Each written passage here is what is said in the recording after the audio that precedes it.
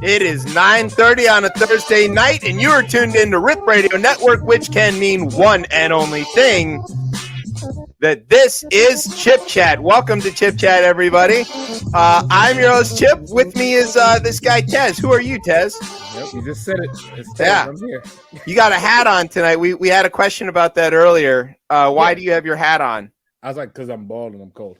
That's right. I'm in my super secret location. Undisclosed location. Undisclosed location. Somewhere Yes. in DC. Well, we wanted to be clear about that you're bald. That was mostly the point of the question.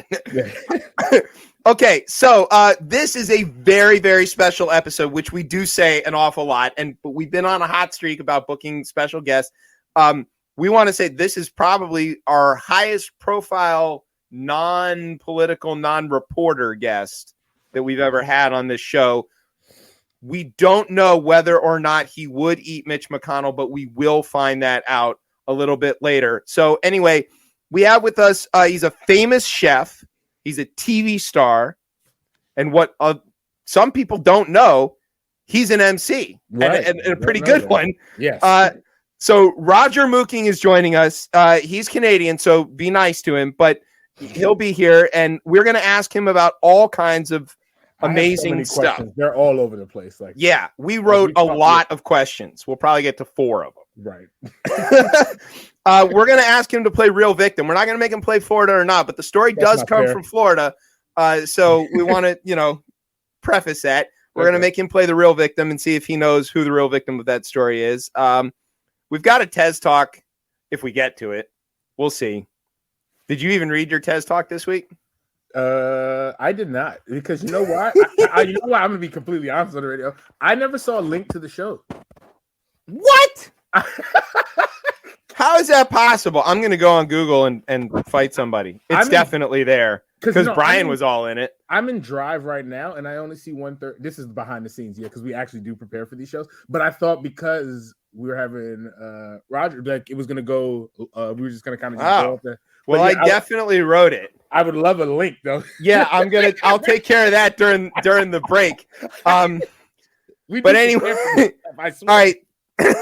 So what we're gonna do is we're gonna do our word thing like we usually do, but we're gonna do something special that when we go to this first break here, we're actually gonna play one of Roger's songs, which when we come out of the break, we'll tell you what it is, and we'll do the thing. All right.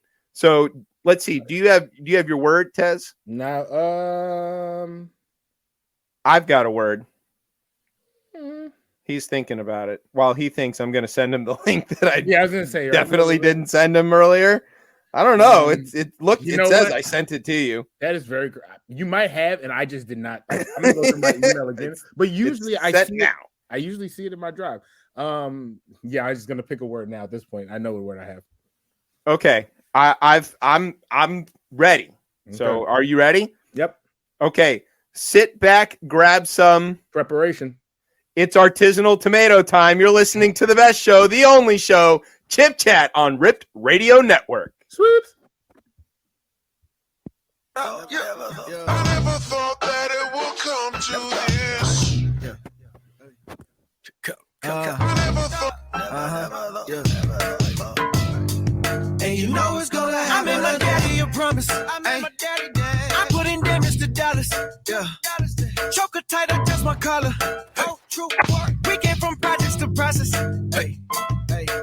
I never thought that it would. Cause you did. Understood. Now I get back to gap. Make the stallion making good. Peter picked the piper of the pipe that I was smoking good. Now I'm giving back to all the people from my neighborhood. I'm blown. Why you blowing up my phone? I don't know why you keep buzzing around and you know it's no fly zone. Get out my eyes on. Now you all up in my face. Who'd have thought your story fall apart like MySpace? I never thought that it would come to. Thought you'd come to.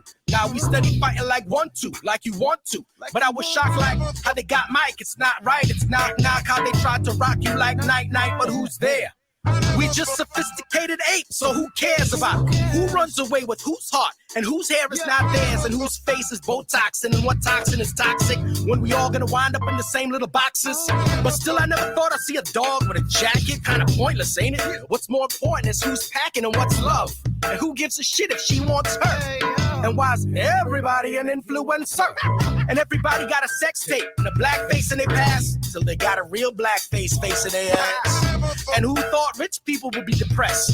We must have ran out of people to oppress. Man, what a mess. Like eating pork for sushi and wearing Gucci. Or having surgery on a coochie. Or homeless veterans asking for Lucci. Man, it's loco, so I come to poke hole until the truth come out this chokehold. It's no go, oh no.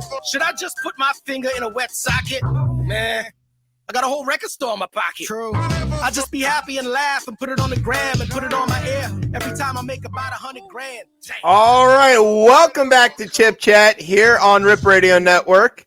I am your host, Chip. Hopefully, coming back with us is Tez. Tez, did you get the document? I did get the document. I'm already downloaded it. Okay.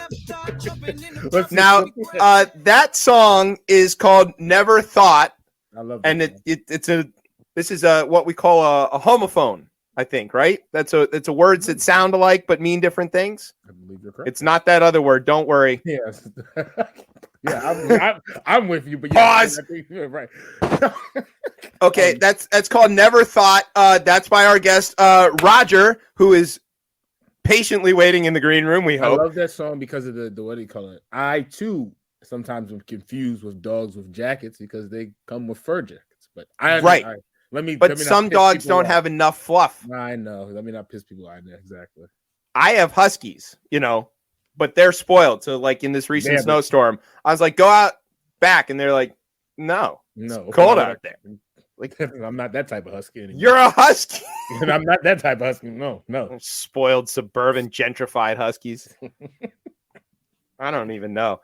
All right, so Roger Mooking is the star of one of my favorite TV shows. That's Man Fire Food. It's a show where he basically travels the land and learns about some traditional and innovative ways of barbecuing. He seems to have a whole lot of fun doing it. It looks like a really fun job. He does a lot of other stuff too, which we want to ask him about for the second and third parts of this interview, which is why we've invited him here. But that song that you just heard, that was from his new record, which is called Edibles. There's maybe a double entendre there. I would think so. It sounds like it, but he's the chef, so we'll have to ask him. So, Roger, welcome to Chip Chat. Yeah. There he is. Okay, so. Yo, can y'all hear me? We can. Can you hear us? I can't hear me. We can hear you. So here we are. It's good. We chatting. You can hear me. It was straight. We can hear you. Yeah, we can. Okay. You hear me good? Like, you hear me good on the mic? Like, good? There we go. See, we do. This interview is going to be dope already. All right, cool, man.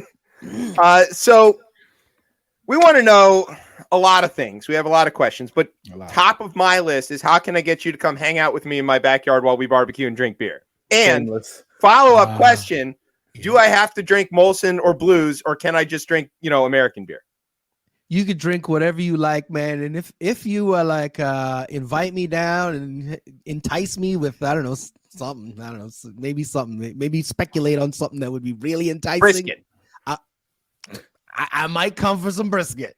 I'm Jewish and Southern. What can I say? I mean, I've got brisket is pretty much my wheelhouse there. Can you make brisket though, or you just eat it? Make. Yeah. Look, I can spend like 16 hours sitting next to the smoker drinking beer. Yeah, I can do that. I'm great at that. I'm legendary for that, actually. I can teach you how to spatchcock a chicken. Oh, thanks. I'd appreciate that. I don't have that in my wheel. Yeah, I was going to say, I love that you've jumped out the gate talking about what you're going to teach Roger.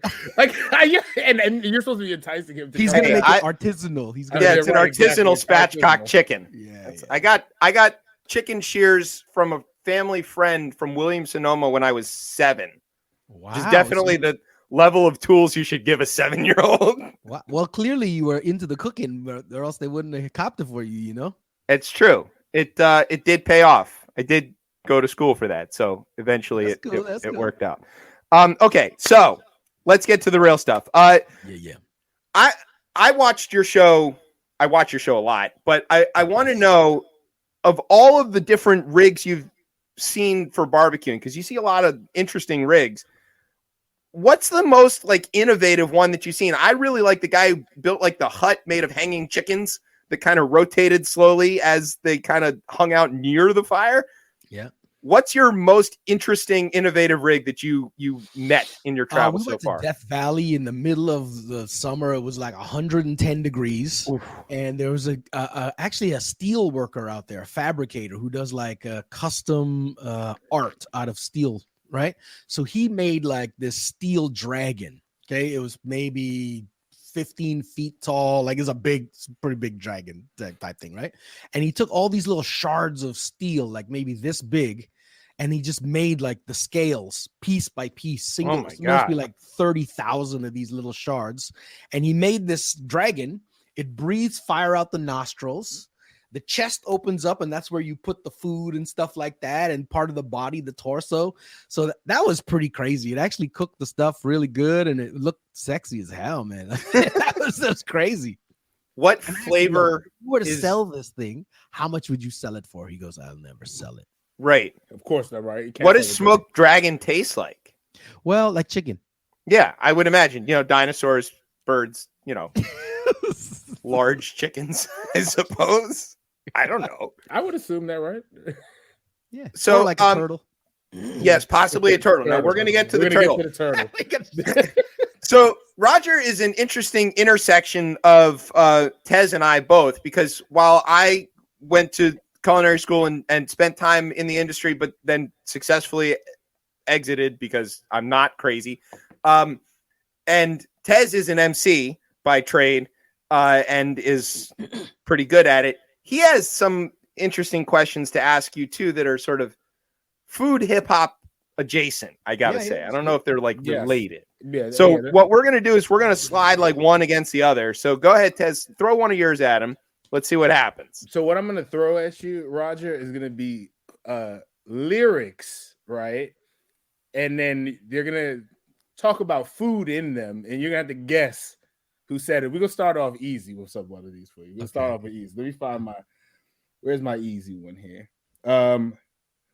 Losers are forgotten, jealousy turned rotten, like the super soaked cotton with a bitter taste like possum. That's my verse, bro. That's my Yes. verse. Oh, okay.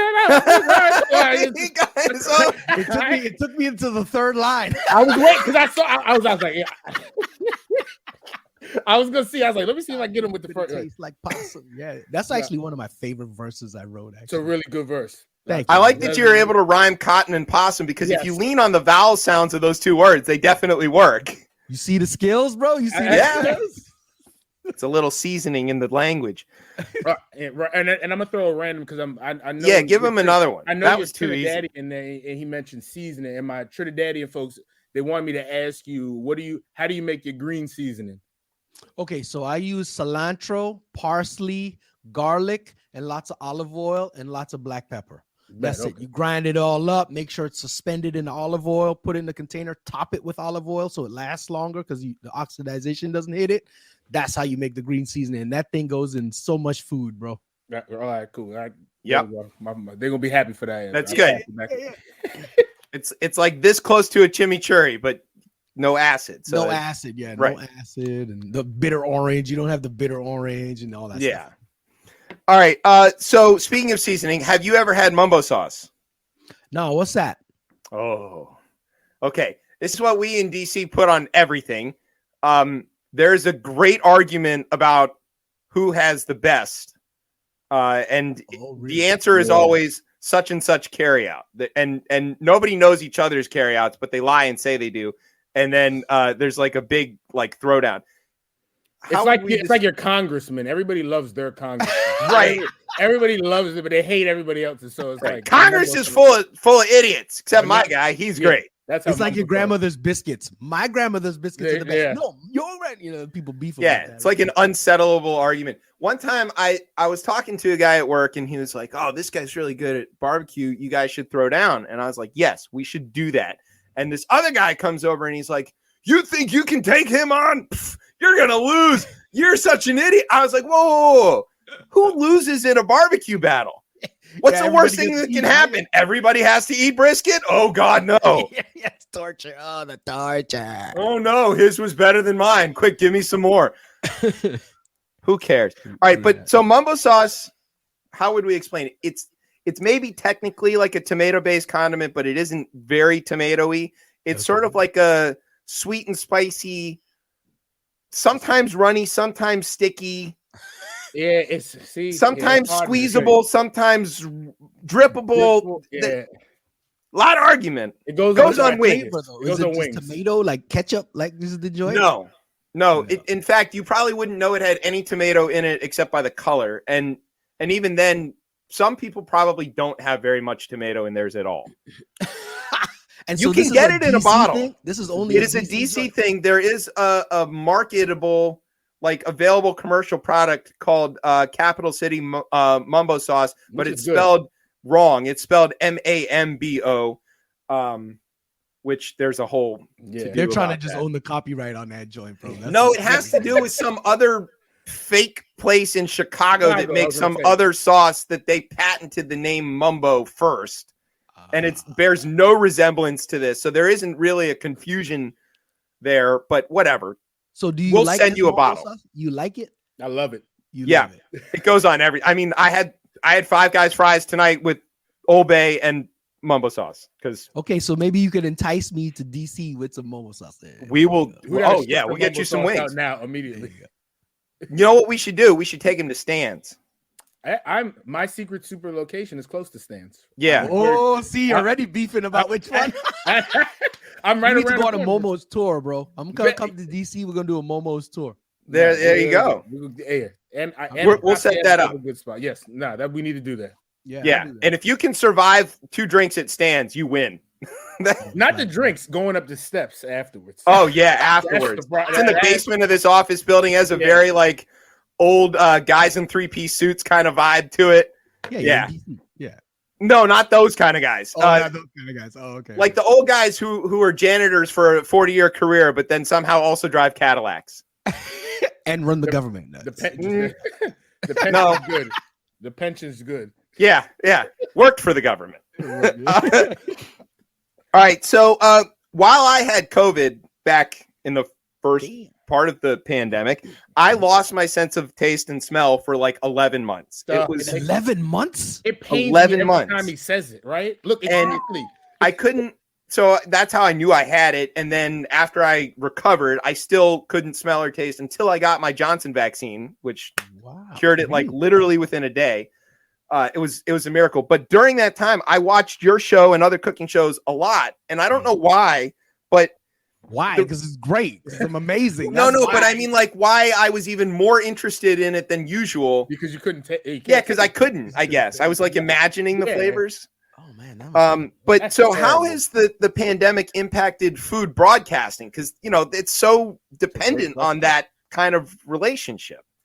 Yeah, I mean, like it depends on the production company, depends on the broadcaster, what is their appetite for risk. So, the thing is like the demand for content and people wanted to watch stuff has gone up, but the capacity has slowed down a bit, So like some sets are just, some people decided that they're not going to do production companies. Others were like, okay, we're going to lose money, but at least we're going to stay in the game. They didn't anticipate it's going to be 3 years deep, but they're still out here. And just the protocols just went buck wild. There's dedicated people on set in hazmat suits. I've been on sets where they test every day, everybody. There's people who reminding you to put your mask on, or put your shield on in between, and all this kind of stuff. So everybody's kind of pivoted, but I think generally the production has slowed down a little bit, but not a huge amount, You guys have adapted to it in some way. I mean, we've had to, people want to see new stuff, and so we got to shoot new stuff. And it's interesting, most of the sets I've been on, like nobody's caught nothing. I think there's only been one case, and it wasn't even a set that I was on. It was a production company that had a production previously, the same production company, and I heard that there was a case in there. But outside of that, man, is it just changed the protocols, but it's crazy. It's really impacted. My guess is that the teams associated with, say, like Pioneer Woman or Paula Deen have higher instances of COVID than, say, I don't know, the rest of the cooking world. I don't know about all that, but like those sets are fixed locations, right? Right. Whereas like a show like Man Fire Food, I'm traveling, we're getting in and out of play. Yeah, that's risky. So the risk, and you're out with a whole bunch of different people constantly. So that is a much less controlled environment. So the risk goes up. So the propensity to shoot the travel shows has gone down a lot, because the other thing is you don't want to send out a production crew and then like 2 weeks later they shut down the whole world, and then you're like stranded in Bulgaria or something. Sure. Like, oh my gosh, how are we gonna get back? So those kind of travel related shows have slowed down a bit from what I've experienced. Speaking of travel, I want to ask you about your airport restaurant. You have a restaurant there at the Toronto airport, which Rush fans know as YYZ, and that's dependent on basically travel, right? So how have you had to change around what's going on at Twist? What's Twist doing in the pandemic? I mean, the beginning of the pandemic, we shut down for like 3 months, right? Because like everything was shut down. The government just shut everything down, right? So then they started to open things up gradually. So airports were one of those kind of first things actually to open, and the protocols in the airport are actually incredible. It's probably one of the safest places to be in the airport, because to get on a plane, you need to be vaccinated. You need to show negative PCR tests to get on planes. So like most of the people who are customers, all the people who are customers aren't carrying vaccine, and they're all masked and they're all vaccinated, right? Outside of that, the staff, there's very heavy protocols for cleaning everywhere throughout the airport and in the restaurants. But in terms of what we did menu wise, after we opened, after the closed months, we just limited the menu because we had to go down to skeleton staff. Sure. Travel was picking up very slowly for a bunch of months. But interestingly enough, in the last 4 or 5 months, I've been there for 6 years, we had record sales in the last 4 or 5 months. Good. Travel has been crazy. I'm in the domestic part of the airport. So if you're flying inside Canada, which is impacted very differently and less so than I'm sure it's a lot safer. Yeah, and the international flights are still slow. The flights to the U.S. are still a little bit slow, but domestic is still pretty busy with business travelers.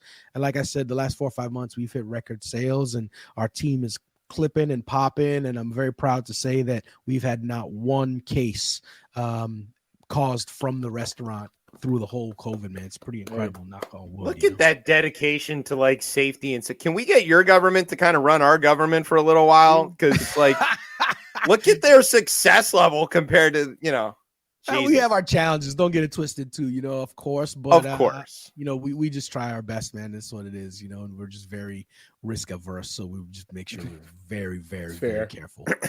All right, so here's what I want to do. I want to ask you one more, like, kind of very crazy question. Yeah.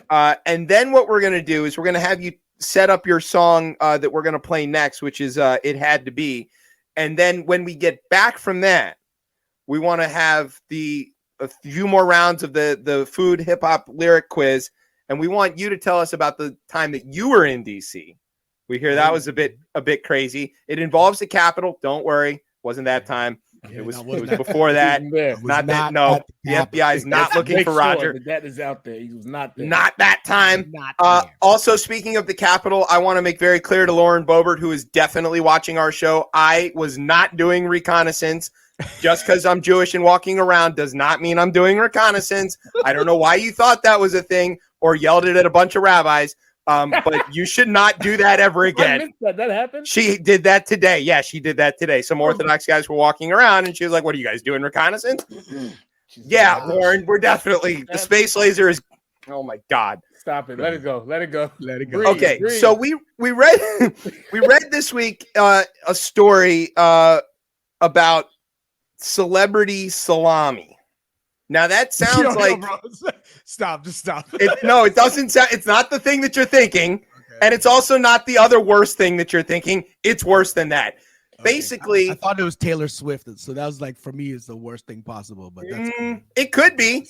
No. Basically, scientists have been working really hard to get to lab-grown meat, which is gonna be really important, right? It could alleviate world hunger. It could fix all of these other sort of moral questions and fix a lot of problems with greenhouse gases and blah, blah, blah. And my cousin Yuval, big deal rabbi in Israel, figured out that lab-grown bacon would be kosher because it doesn't have any of the forbidden rules about it. Animal, yeah. I have been practicing by eating real bacon until I get it. To make sure the palate, just to make sure it works. Back, you're like, I gotta test it to the limit. I test all the bacon. So I was testing ribs last week. So what we also learned is that because they've got this method, they could theoretically grow meat from people, from the same sort of cells. And there is a company that is working on how to take lab-grown meat to make salami. I don't know why they picked salami. And they set up a Twitter thing so that you could tweet at various famous people and ask them if you could eat them, so to speak. So you Roger, are to this? Huh? You would donate your cells to this? Yeah, the idea is like they would ask you to donate your cells that we could then grow. So Roger, you're famous and you're a food person, and we want to know, could we get you to donate some Roger to make some Roger salami? Yeah, as long as they sell it in the hell department of the metaverse. Put it in the hell division in the metaverse. We sell a jillion of them. We'll do it as an NFT. How about that? Right, yeah. There it is. So some crypto GameStop on it and just call it everything all at once. Boom, retire, buy an island. We're good. Oh my God, the world we're sucks. In trouble. We're in trouble. That's all I'm gonna say. Just from that comment of where the part of hell in the metaverse. That's everywhere in the metaverse. Hell in the metaverse. What is this? Come on. It's every that place. Was redundant. That was redundant. Yeah. Here in DC we have a club, 2 clubs called Heaven and Hell. So that's a bad place. Do they sell momos there? Do they sell momo sauce there? No, they don't have food there. Bro. I'm not they going. just have. They don't want you to have food. They just want you to. I have bad stories from that place. Yeah, but they were never picky about IDs when I was in my early 20s or late teens, early 20s, and that worked out well for me. All right, so we're gonna go to a break where we're gonna play "It Had to Be." So Roger, set up this song for us and explain to us, what is going on in this song before we play it. Interestingly enough, man, I love that y'all are diving into these songs because these songs are some of my favorite songs on the record. This is like some real hip hop heads kind of songs, so I appreciate that. It Had to Be was just a feeling, man. I just made just this ill, stupid beat. And when you make a stupid ass beat like that, you just want to rhyme your ass off on it. So, this song is like the most densely packed wordplay in the most simple syllable structure possible. And so that was the personal challenge for me on it. And I just love the feeling of it, man. I love the beat. I love the sax and the sung elements in it. And it's playful and it puts you in a space, like you're on the street, some dudes rhyming, you know what I mean? So this is what this is like. All right, it's a dynamite song. We're going to play it right now. We'll be back with the second half of the first half of the show in just a minute. You're listening to Chip Chat on RIP Radio Network. Sweeps.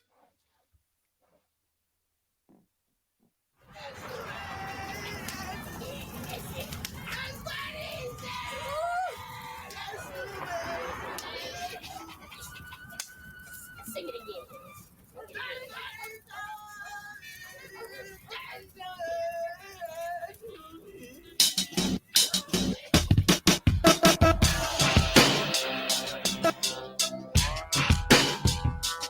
Has to be.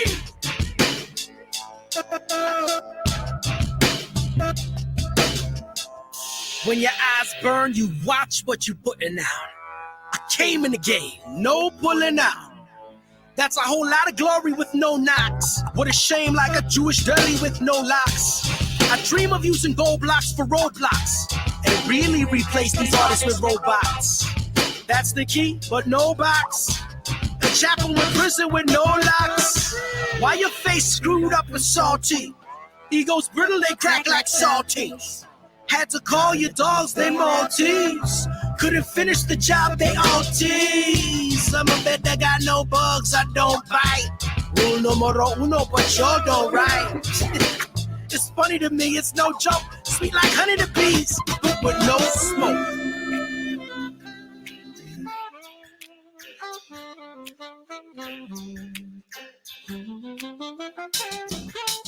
That's the way it had to be.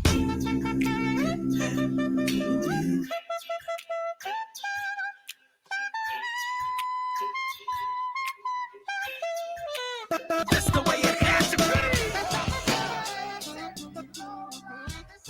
All right, welcome back to Chip Chat here on Rip Radio Network. I am your host, Chip. With me is Tez. And who you were just listening to, Roger Mooking is here with us. Now, you probably heard that song and thought, well, we just get famous rappers on the show all the time.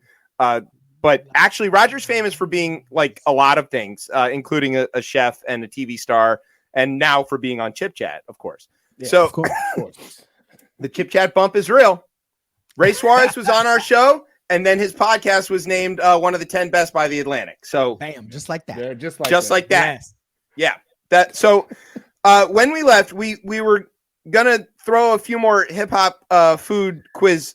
Well, you put questions. The problem was the one I was gonna just go with was that's a whole lot of glory with no knocks. That's a shame like a Jewish deli with no locks. And we played the songs. So we just played the song. So you ruined that one. So I gotta go on my list now. I love that line, by the way. Of course you like that. That's why I like the next line from that one. I strive for using gold rocks for roadblocks and really replace these artists with robots. Yes. Yeah. You do your thing. I mean, I was listening to this. I was like, damn, Chef Andy out here cooking up the rhymes. Well, I think later we're going to play Greed, which was definitely like, in my opinion, the song out of your whole catalog that speaks to me the most. But we'll talk about that later. All right, here we go. One. I'm not going to do any accent or nothing because I'll probably give it away. Dirty South mind blown, dirty South bread. Catfish fried up, dirty South fed. Ludicrous, bro. Ludicrous. Okay. All right. Cool. There we go. All right. Let's see. Let's find something else on here. Dirty South bread. Yeah, exactly. Yeah, there you go. No, that would have given it away. Give it away completely. Luda's the flow king, bro.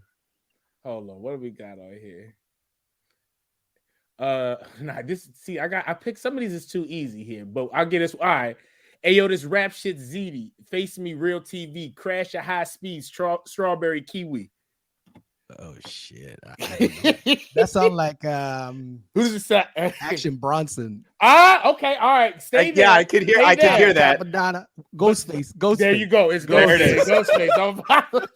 Ghostface will probably kill me right now if you heard that. Yeah, exactly. He's like, yo, I don't know. I was like, you in the ballpark there. I guess, and also too, just around the rhymes. What's the similarity when you creating rhymes that's similar to when you chefing up something brand new? You know what's really interesting, man? I just was in the studio. I'm producing this singer-songwriter, right? And I realized I was in the studio 2 weeks banging with her, and I realized that I use texture a lot when I'm producing. Wow. So if I'm doing my own stuff, I'm producing the beat, and I'm really concerned about texture, but I'm also concerned about the texture of my voice inside the music and the texture of the flow. You know what I mean? And I really look at it like textures, right? And I realized when I was doing this project that I used the word texture a lot when I was referencing with my partner, the engineer and the artist, right? So, and when you're making a dish, Chip, you know this, man, it's like texture is such an important part of a dish. It's always the flavor, of course, the mouthfeel, and a big part of that mouthfeel is the texture of things. Especially when I couldn't smell or taste. Basically, I was cooking to texture. And texture can throw people off. Like it can. I'm Jamaican, so I know like ackee and saltfish. Some people won't eat it because it tastes like the ackee tastes weird to people. Yeah, so I know that texture is huge for folks when they and like tomatoes, people are they don't like tomatoes because of the tomatoiness of them. So the texture is a real common denominator for me between those two worlds, like crafting up a thing. You know, I was thinking about. It's interesting. Like I wouldn't even think about that. Like yes, but like to call like vocal changes inside like your lyric and how you fit it in the beat as texture. That I never even thought about it that way. So that's like it's interesting. Like this session I was just doing, right? Like there was a section in the pre-chorus where we layered a mellotron with a piano, right? Ooh.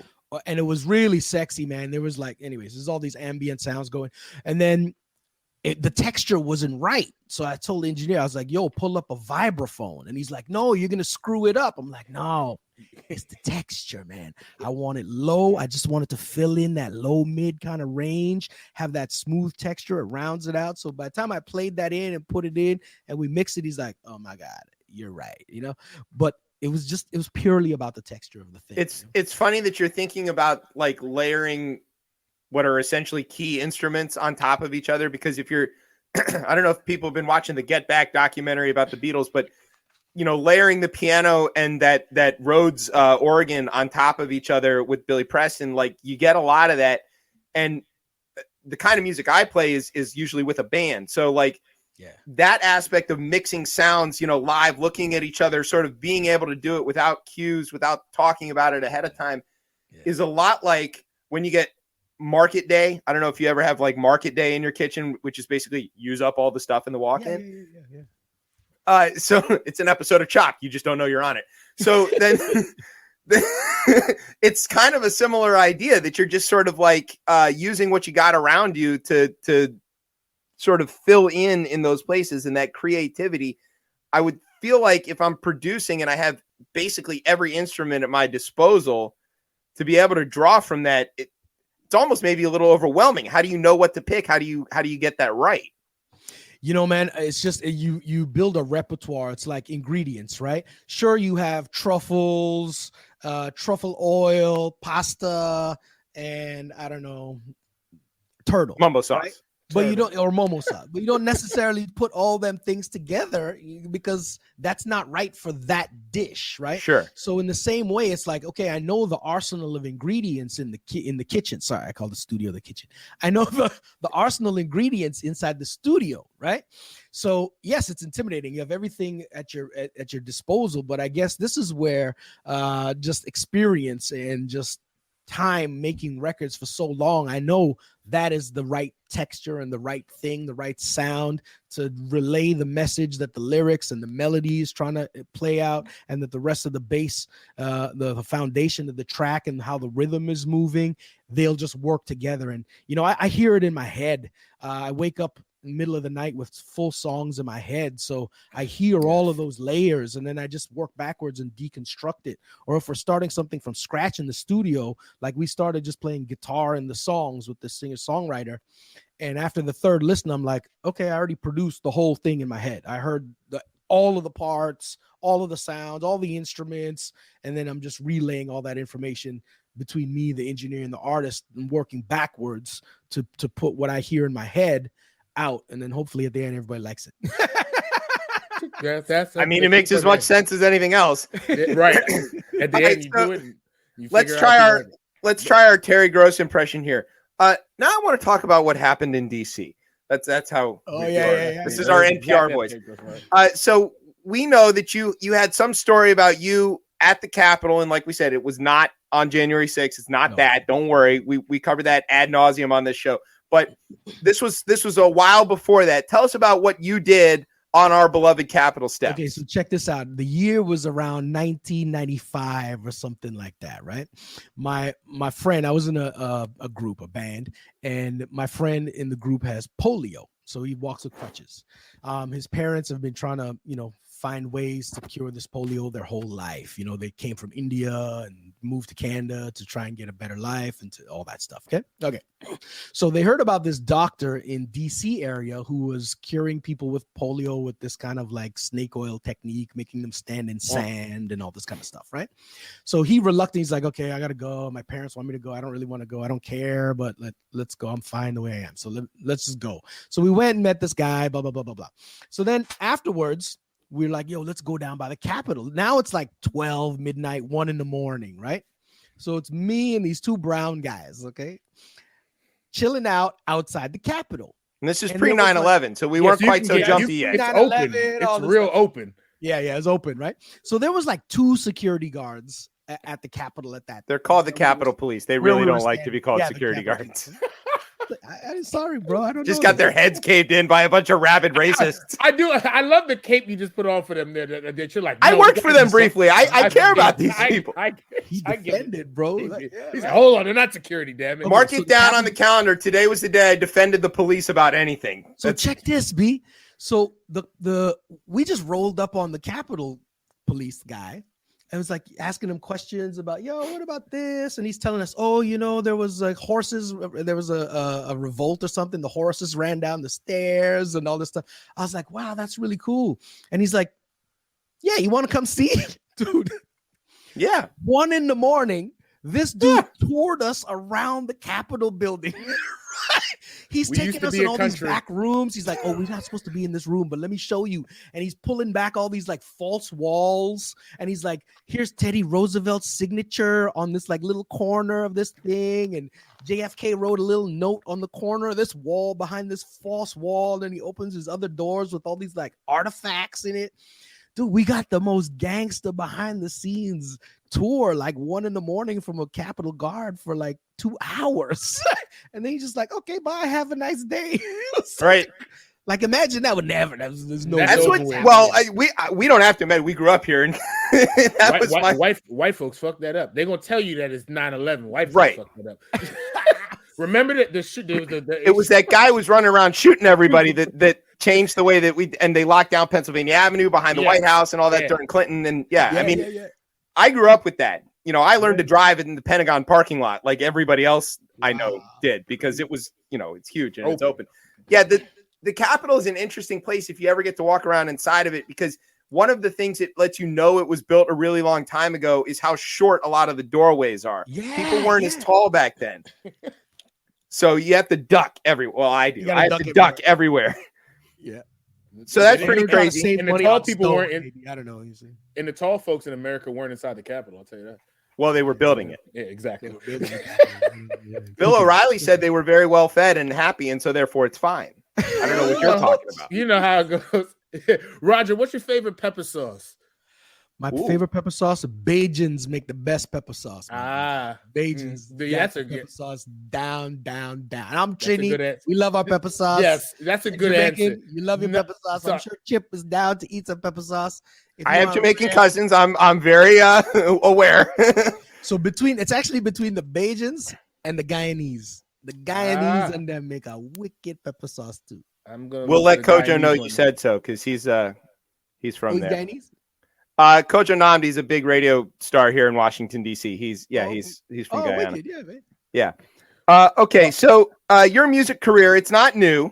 People might not know that, but it's not new. It's been simmering like a stock pot for a long time. So, when did you start music first, or did you start cooking first, or both, or what? Like, which chicken and egg kind of thing? It really happened simultaneously, and I've been doing it like that. So when I was about 15, 16 years old, I started working in kitchens.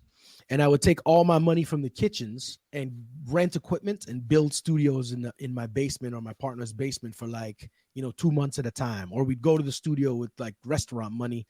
So I used to take all my restaurant money and invest it in this group that I was in. Over time, that group just did really well. We started to win a bunch of awards and do all these shows, appearances and stuff. And then I morphed into kind of this other group that blew up even bigger and did that for a long time. Like, I did music professionally for almost a decade. And then I kind of fell out of love of the industry of music, and the way that the business is handled in the industry. So I was like, yo, screw this, man. I love making the art, but the business is just volatile. It's violent for artists, right? And so I went back to cooking. I was like, I always loved cooking. So I'm like, yo, let me go dive into cooking. So I went to cooking school. I worked in restaurants, caterers, hotels, restaurants, like you name it, everything except lunch counter, for high schools and stuff like that. So, and then next thing you know, I was chefing at a restaurant, and people were still calling me to like, oh, help me score this film thing, or like I want to release one of your songs in the UK, or people licensing records. So all that time I was in school and doing that stuff simultaneously. I'd keep dabbling. But then I started to run restaurants. And when I started to do that, the Food Network started coming around, and the Food Network came around. I started doing that. And then in 2008, I released my first TV show, Everyday Exotic, my first restaurant, like big restaurant, and my first solo album called Soul Food on Warner. And that was 2008. And I've been just doing music, records, TV, restaurants, all that stuff kind of ever since. So they've always kind of gone hand in hand. You know, there's certain times in my calendar over the years where music just dominated my life, and other periods where the chef industry dominated my life. And now I found this place where I kind of able to do a little mix of both comfortably, and it's amazing thing, man, because I don't get bored of one or the other. I'm like super ADHD, so I can't get bored with one or the other. If I stay in one thing too long, it just becomes like I don't want to do this anymore, you know. So it keeps it fresh, man. That's you mentioned fantastic. Well, you mentioned soul food, and I have another kind of like random question. That a song on soul food, which I thought was really dope because the horns are crazy. I think it's Y-O-Y. Yeah, that song is good, man. It's good. That song, what is a comparable dish or food to that song? Great question. He's thinking.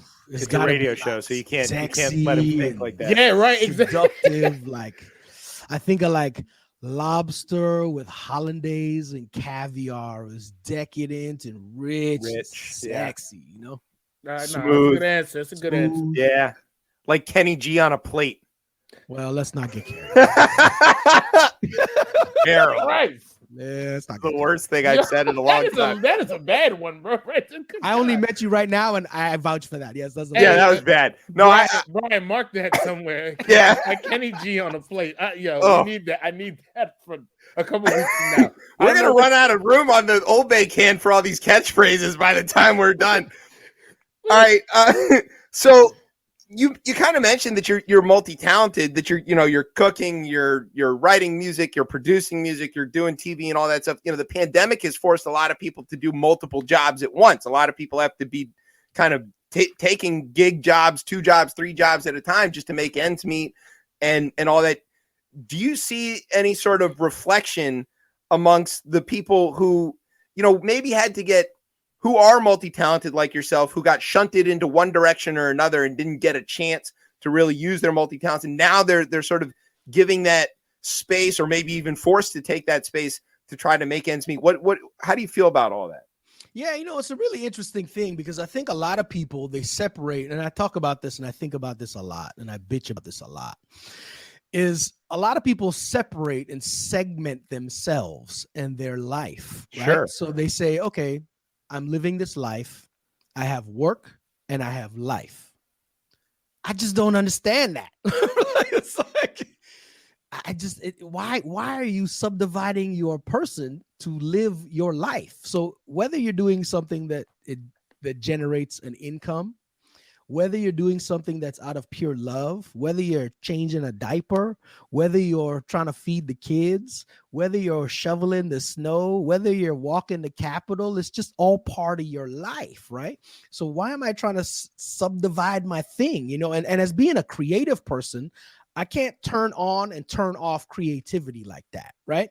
It's not like I can schedule a song coming into my head at 3 a.m. and jump up and write it down. You know what I mean? It's like, so I always look at it like it's a gift. When I get woken up by a song 3 a.m, it's a gift. And it's my obligation to honor that gift by acting on it immediately. So if making that art wasn't my work, and it's just my life, like, what is that about? Like, it's all just one thing, right? So try and find your purpose, live in that purpose, and act on that purpose, right? And I think a lot of people now have that opportunity to be able to do that. Sure. I'm amazing at crocheting. I could crochet the ass out of anything. So now they have the time to sit down and crochet, and they're like, the line of this work-life balance illusion thing gets blurred with that. But really, they're living their life and their purpose. So why separate like that? If you're not living your purpose, stop, find it, and go do that. And very clearly, if you can crochet the ass out of anything, you should do it. So I think about that a lot, man. And I think that crocheting the ass out of things. Yeah, I think about that a lot. That's kind of Roger, you bring up something, and like on the, not to go crazy, but like a lot of times on the show we've talked about universal basic income, and A lot. We talk about that a lot. Just to you, I think sometimes even societies don't necessarily see how, even if you were able to give folks like money to be able to go do something that they're passionate about, like how that could benefit. Like if someone was passionate about cooking or crocheting, whatever it is, and they were able to, I guess, still be able to survive, but also have something on the side that allows them to go do something creative. I feel like that's a net positive for societies. Sure. We have better societies, but with that, the response you just had there, like folks having like life and then work, I think, right? It can't be these separate things. Everything is just life. It's just life. It's just life. So what you're doing is you're diametrically opposing your own self, right? So by saying that there's a work-life balance, it means that they're opposing forces, Right? Which Yeah. tells me that you hate your work and you like your life. So you're balancing what you hate with what you like. So why are you doing that? Stop the insanity, my brother. Stop doing what you hate and do what you love. And So we can add to the list. He's a chef. He's a musician. He's a TV star, philosopher, philosopher king. Well, there's a band out of Canada called Philosopher Kings. That's a really good band. That's name. true. They are. That's a band name. Carnival, or is it pronounced Juvert? What's Juve. the Juve? Yeah. What's the difference between Juve and Carnival? I think it's like the day that it falls on the calendar and how it relates to Lent and Easter. I don't know exactly. But That's French stuff. Who cares? Well, no, French and religious and but the carnival more so is for the dancing though. I'm more here for the dancing. Yeah, and having fun. The carnival though. But those things help bring me to my next question, which I think is the thing that y'all most coordinated, people, bro. Yeah, he just sent me the script 5 minutes before we started. Our show is very focused on important things internationally. And specifically, I want to ask, before I get to the follow-up question, Roger, what color is money? He's thinking about it. Money doesn't have a color. Oh, you're going to ruin the segment. Okay. I think money is green. And I think that countries that have money that isn't green, especially pink money, are weird. And I don't think that that's normal. But you come from two places that have that lady on them and have pink money and all kinds of stuff. And I've got, like, at the curling club, we freeze money into the sheets because that's somehow good luck or whatever. And there's loonies and toonies in there because we have to have Canadian good luck. Really? Why are they called loonies and toonies? What is wrong with y'all money? Well, loonies is because there's a loon. There's a duck on it. I know. There's a loon on it. And a toonie because it's worth two. It's two loonies. I get it. It's not creative or funny. But why that's very Canadian, not creative and funny. Yeah. Although we produce per capita the highest amount of comedians. You have all these funny people. They just come to America. And also, too, Odd Squad is one of my favorite shows. Oh, Odd Squad is banging. Candy, Seth Rogen. Yo, I could start listing, bro. Odd Squad. Can we take a small tangent? Yes, no, I enjoy it, and I know you have kids, so we're parents. We have to watch all these PBS shows. I with love our kids. Odd Squad. Those kids are dynamite actors too. They're really good. Yeah, amazing. I watched a lot of Odd Squad, bro. I can imagine. I'm in that mode right now, and sometimes it's like went to sleep. It's like 8 o'clock. I'm sitting back. I'm like, we can keep this on. Better than Super Y. I'm tired of Super cereal Y. and Odd Squad. That's your jam test. And look, I'm put some momos on it. You're straight. Exactly. I have not tried mumbo sauce on Cheerios, but I think it might work. Hey, it could work. It could work. I mean, it could work.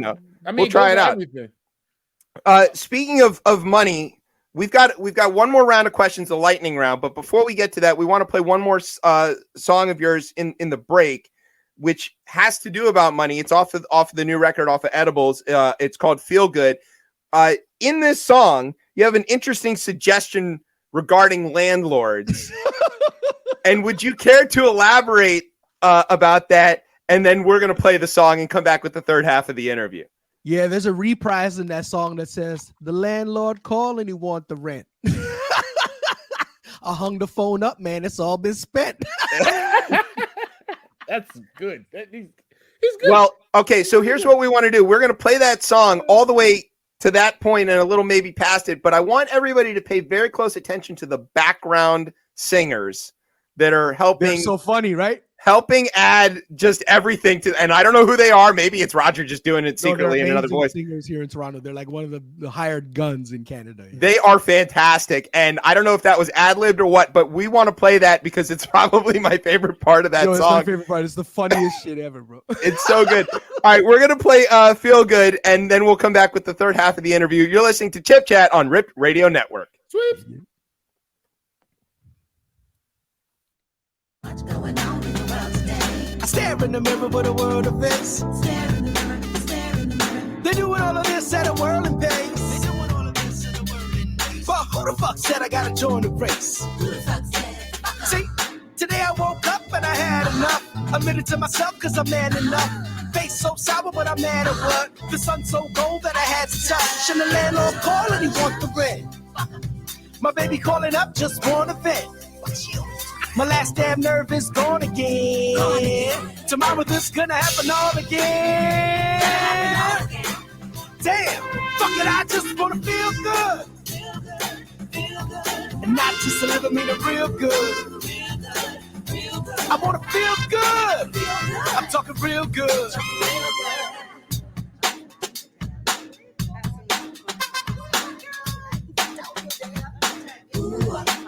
Man, I'm feeling really good about my life today. I'm feeling really good about my life. The trouble in the world feel a world away. See, I think I'm gonna turn off the news again. Everything is man. I think I'm gonna turn up my mood again. But today I woke up and I had to touch. Baby looking good, so I grabbed the butt. Smile and a wink, then I bagged it up. Now that's the kind of way that you start the day. Still a landlord call and he want the rent. I hung the phone up, man, it's all we spent. See, nothing gonna get on my nerve again. Tomorrow this gonna happen all again. All because I said, fuck it, I just wanna feel good. Feel good. Not just a little mean real good. All right, welcome back to Chip Chat here on Rip Radio Network. I am your host, Chip. With me, as usual, is Tez. And that was our guest, Roger, with that song, Feel Good. That is a fantastic song. Thanks, man. It's so fun. Yo, we had so much fun making it. Like, this whole record is just me and one other dude in the room. We brought in only 3 people. One guy played sax and flute, one person on a couple songs. And then these backup singers, these two amazing backup singers came in and sang just this, everything else. But we had so much fun, man. They were laughing. We were having so many jokes in the studio. Did you write their line there, or did they come up with that? I wrote all the parts and all the harmonies and everything. But yo, we had they were dying laughing. They're like, yo, this song is so fun. It's a fantastic song. I can't tell you like how much I've been playing that. All right, so let's try a little lightning round stuff here. This is gonna go a little bit faster. All right. Do you think you could beat Bobby Flay, and if so, with what dish? Yeah, I could beat him if I make goat roti. Yeah. Okay. Mm-hmm. Do you think he knows what that is? Yeah, he knows. He's a cool dude, man. He knows. A goat roti is gonna slaughter that. Yeah, that's sure, gonna be. Do you have enough time to do that though? In the allotted time of the. No, that's probably the only way I'm gonna beat him. So I'm gonna find a way. You need a long time. This Iron Chef, bro. He's a date.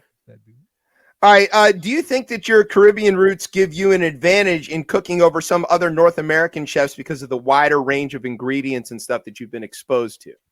Absolutely. And especially coming from Trinidad, it's the most multicultural of all of the islands. So there's like Spanish influence, Dutch influence, French influence, English influence, of course, African influence, Caribbean influence, East Indian influence, and South American influence. Yeah, so I think on that island, man, we got it locked. One of my favorite broadcasters, Lakshmi Singh, is from Trinidad. Oh, Lakshmi, yeah. Of course, yeah. And nobody would know that until they hear her like pronounce a bunch of extra words and speak Spanish for whatever reason. Yeah, that's cool. All right. How many blowtorches do you own? 0. So you just borrow them at every time you go and like light stuff on fire? Yeah, you don't really need it. Like, honestly, you could save so much propane. Start the fire and just fan it. Yeah, I use a long lighter and not a blowtorch. No, I'm an air conditioning man by trade. I have No, I have blow torches. I have lots of torches. But you know what? Oxyacetylene You know what's the best thing? Start the fire and then get a leaf blower and just point it Yeah. at that joint. It does the same thing as the blowtorch without wasting all this propane. and that's what I save my beer boxes, from my 12 packs. Yeah, man, burn it, man. Yeah. Just let it burn down and then get your fire going in your wood. All right, so we want to play this game called Real Victim. Now, the way I that got this... one. Hold on, I got Oh, one. well, I got one. okay, I got one go ahead. fire question I had on more, but don't worry. Right. Roger, what's an old like Trini saying that like an old grandmother would say in Trinidad? Give me one of those. Goat don't make sheep. Go. Okay. You know what that means? You know I what don't that's know. about? No, We give can me that deduce one. that. So what happens is like if I do something and it looks exactly like how my father used to do it, or I say something it's exactly how my father would say it, they say, "Goat don't make sheep." That's Like a good, an apple doesn't fall far from the tree. that's a good one there. That's a The good other one. the like other that. one I love too is when they say, "Your father is a glassmaker." So if you're check this one. This one is so genius, bro. Jamaicans got great ones too. I think Jamaicans are the masters of the English language, actually. But anyways, so your father's a glassmaker. So if you're standing somewhere and let's say you're trying to watch the TV, I and know this somebody one come because and my stand in father-in-law front of you says like this one. you're like, "What happened? Your father's a glassmaker." Better door than a window. Yeah. Exactly. Yeah. My grandmother always hits me with like the dog gonna eat your supper. It will. Don't mess around. Right. Yeah. All right. Let's see. We're gonna play Real Victim. Now, this has a Caribbean feel to it. It happens in the Florida Keys. So basically, the way that this works is we're gonna tell you a story that happened. There's an obvious victim of this thing that happened, but we want to know who the real victim is. You kind of follow along where we're going with this? Yeah. Okay. So here's the story. It's like Drink Champs without the shots. Yeah, kind of like that. So I'm doing a dry January. I usually got to drink with me. yeah, well, and I'm Where's your? Oh yeah, you can't be all day. I'm about to have a baby. Yeah, Yeah, you so. better be. So the way that here's what happened. These two guys got caught for dragging a flaming Christmas tree around the buoy at the end of Key West. There's this southernmost point in the U.S. There's a buoy that's floating there. These guys got a Christmas tree. I don't know where they got the Christmas tree in the Florida Keys. They got a Christmas tree. They lit it on fire. They put it on the back of their boat and they towed it around the buoy. And in the process of doing that, they burned and scorched the buoy. And it got caught on camera because, of course, the Coast Guard's watching and they got the cameras. But nobody could really tell who these guys were, and they weren't easily identified and whatnot until a hot tip came in from the bar that they had been drinking at previously. The bartender recognized them from the cameras, and the reason he recognized them is because they didn't leave a tip. Obviously. And so he was like, I know these guys. They're these jerks that didn't tip me. Oh. Okay. Always tip this bottle. Always tip the bartender. Always tip them. Always tip them. Even if they're making better than minimum wage, tip them. Just tip them, bro. Tip them. All right. So who is the real victim in this story? I think the Christmas tree is the real victim in this story. Okay. Explain your reasoning. Well, the Christmas tree was just humbly doing its thing, being a tree in the woods. Somebody already came and chopped it down. Right. And then they continued to torture it, burn it, run it around this thing. I'm sympathetic to the tree, my brother. Maybe that's the Canadian in me. Well, yeah. And of course, it's a pine tree. It's a pine tree. You Yeah. feel me? You feel me? And it's in Florida. It's in Florida. So it didn't just get chopped down, but it got dragged at least from Georgia down into Florida. We know there's pine trees in Georgia. They had to drag it a long way. I definitely don't feel bad for the two idiots in the boat. No. Sure. Tez, who do you think the real victim is? That is a tricky one here. I think the real victim is still the service industry because, again, these terrible tippers out here. This story is only possible because they didn't tip. Because if you tip, if I'm the bartender, I'm gonna be like, well, shit. You let it slide. You let it slide. Yeah, I had never seen them before in my life. I want them to come back tomorrow. Shit. Right. Not to go to jail. So the real victim is very obviously Ron DeSantis because for at least this brief period of time, he was not the biggest asshole in Florida. There's a good one. Fair. He was upset about that. Okay. So we want to play this song, Elephant in the Room. And this has a double entendre in it, I think, very clearly through most of the song. can you set up this song, how you wrote it, what it's about, what we're about to hear here? This song, I just wanted to rap fast. That really was what it is. And I made this beat, and I'm like, yo, this beat is so fat, man. It's like there's an elephant in the room. And so literally, I was in the studio making elephant sounds, mixing them with trumpets for texture. I found a little bit of an elephant sound on YouTube. So there's like 3 or 4 things making up this elephant sound. And Q-Met, like, dude, I sat down, I go, wow, I just put an elephant in a beat. Like, it's just the stupidest thing. Like, and it sounds so fresh, you know? And then I got to rap fast. All right. I'm here for it. You always like to rap fast. Sometimes you just want to rap fast. You just want to rap fast. Yeah. And I don't normally rap fast. So it's like, let me mess around, push myself. All right. So, Roger, before we play this song, do you want to stick around for the rest of the show? Because we got some funny stuff we love your opinion on. Man, I'm good. Yeah. Let's do it. Okay. Here's what we'll do. We'll go ahead and play this song. When we come back, we're going to do some rundown where we've got some stories about what's going on in the news. And then I got some rap lyrics. And then we've got more rap questions. And then we've got the Tez Talk where Tez is going to tell us about his favorite sport, which I hope you read ahead because I actually read. Which is pine tree burning. Yes, of course it is. Well, it's a thing you can do while you're pine tree burning. I'm on Florida Ave, not Florida for real. That's right. Yeah, just off. A little off. That's a very DC joke. Okay, we're gonna play the elephant in the room, and we'll come back with the fourth half of the show. You're listening to Chip Chat on Rip Radio Network. Whoops.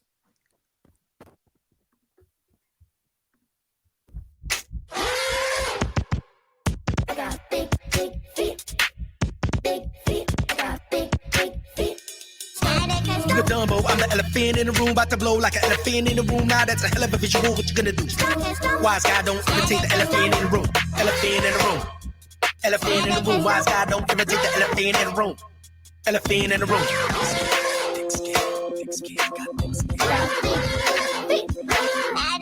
Bit, feel it, spaced out like a spaceman in a spacesuit, wearing lace boots on a spacewalk, trying to make do they hate you? You a good girl on a bad date with an old dude with a bad breath and some cold food. In a room of rednecks, living soul food, playing Old Town Road, saying, damn, that's so shocking, electrified. So old, it's petrified. If you feel it, the truth kills and the blood spills as if you die. Try to fake the smile in an awkward elevator ride, and they're looking in your eye like there's something in your eye. Hey, bro, I think there's something in your eye. Stand out like a sore thumb, like a black man in Pakistan in a fit by dapper man, showing off what it is you're lacking in. So hot, you better pack the thing. You the Dumbo, I'm the elephant in the room, about to blow like an elephant in the room. Now that's a hell of a visual. What you gonna do? Wise guy, don't imitate the elephant in the room. Elephant in the room. Elephant in the room. Wise guy, don't imitate the elephant in the room. Elephant in the room.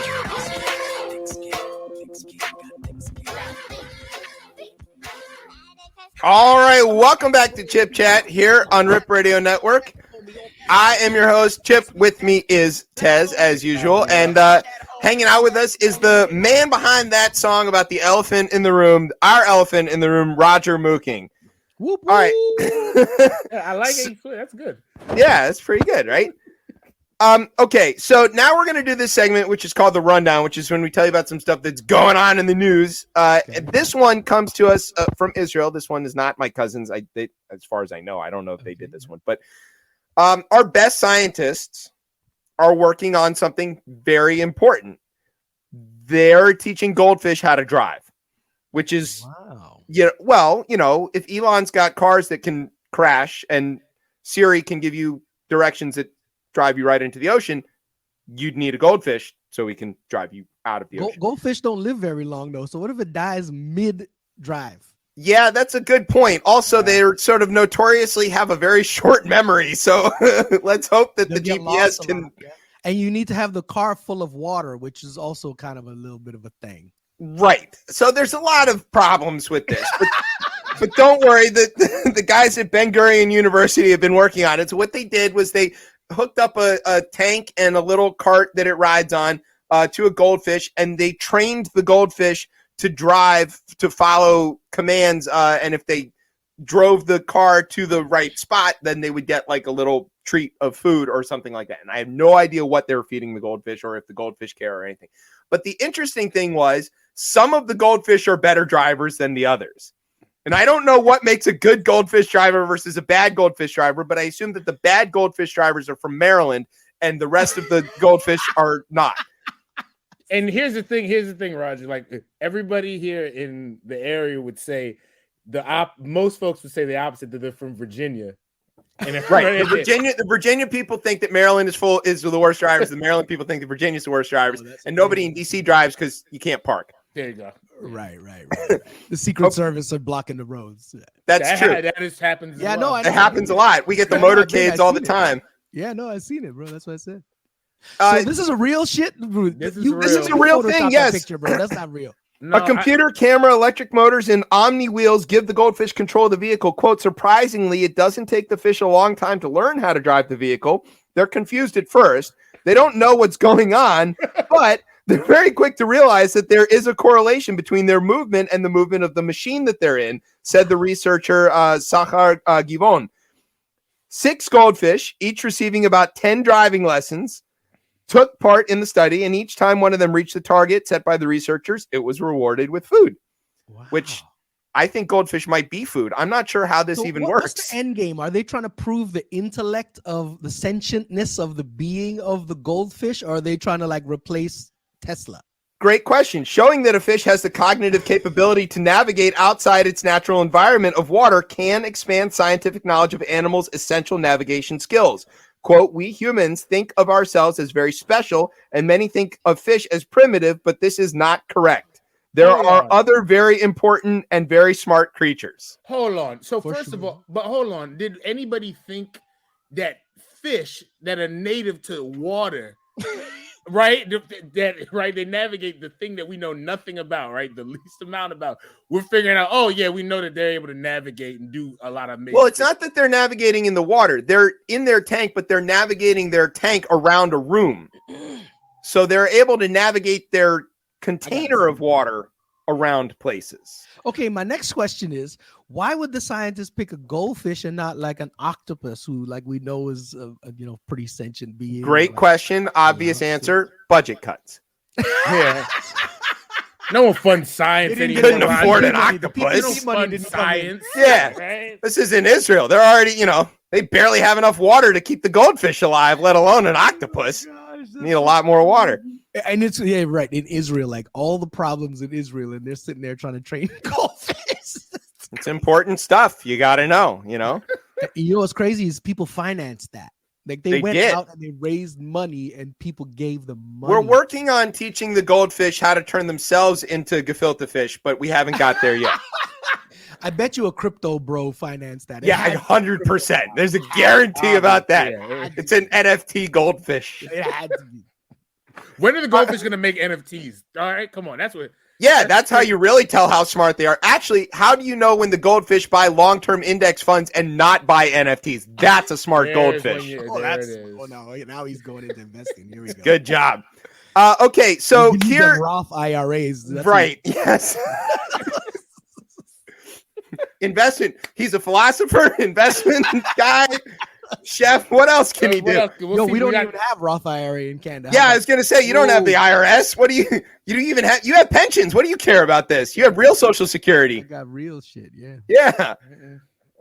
We want to come to Canada so bad. Shithole country I signed up for. Yeah, right. The shithole country. Shithole country I signed up to be part of. I don't know what the hell I was doing. Okay, Tez, I don't know if you know this, but you didn't sign up for this. Actually, nobody who looks like you signed up for this. That's fair. We didn't. Good point. I didn't. No. But I wasn't. No, you're British. We understand. I wasn't born on the continent, but yes, for the rest of us, yes. Your people didn't choose that either. I didn't choose that either.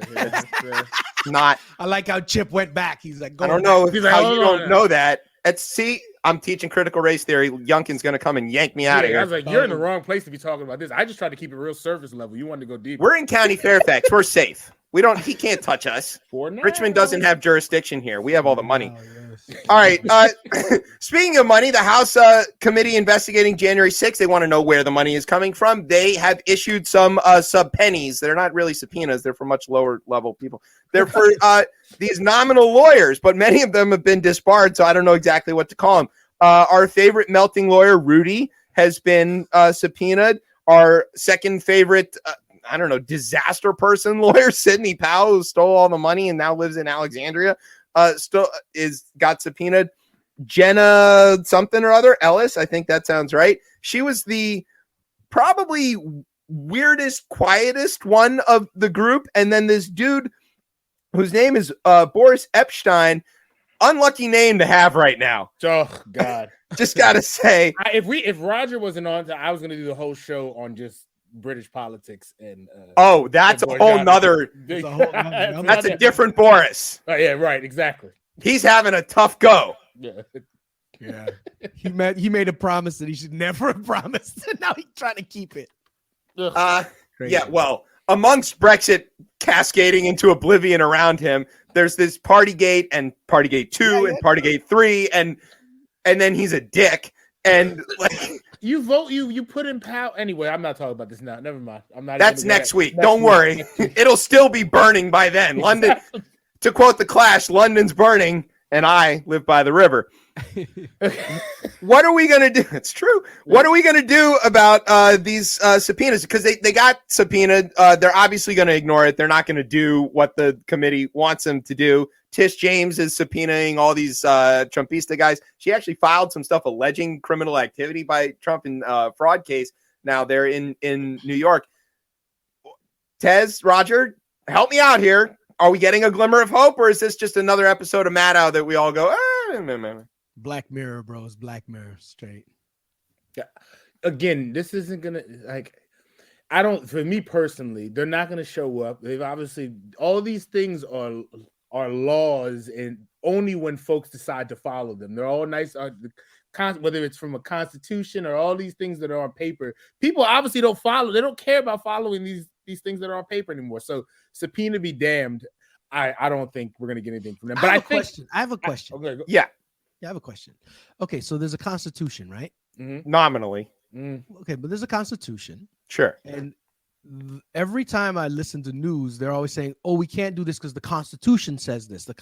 Everything is pinned against the Constitution, right? But then there's like amendments to the Constitution, which they also hold in really high regard. It's like this amendment of the Constitution. But the thing is, it's an amendment. Yes, because the first one was no good. Yeah, the first one had 3/5 compromise and a bunch of other terrible shit in it. This is what I'm trying to understand is like why, and this is like I'm a curious person observing American politics. Sure. How is it that this Constitution is so important, but you can't amend the Constitution now, but you're living on amendments of the Constitution? Well, we can amend it. It's just very difficult. The founders you know what I mean, though. It's made it next to impossible to do. And exactly. I mean, if you look at the things that are the amendments in sort of more recent history, talking about in the last 100 years, and that would be, say, like changing the way that we elect presidents, changing the way we elect senators, and those kind of things that are sort of semi-procedural and stuff, you'd think those are kind of easy, like, meatballs groove down the middle, you're going to swing and get a double no matter what, but they're not. Now it would be impossible. If Biden proposed an amendment tomorrow that would guarantee puppies that shit gold and cured cancer to every American, 50% of the country would vote against it. I just think it's really interesting that I'm fascinated by this. We have a shithole country, Roger. We're sorry. The framers are ingenious. The framers are kind of ingenious, right? Because they set it up to make sure, like, they're really were trying to protect, to maintain white supremacy, and just like, if you don't got no property, we want to hear from you. Like, it's right. It's really insidious the way they set it up. And now we look back and we're like, all right, well, now we can't change shit. And some of the things we're gonna follow this amendment.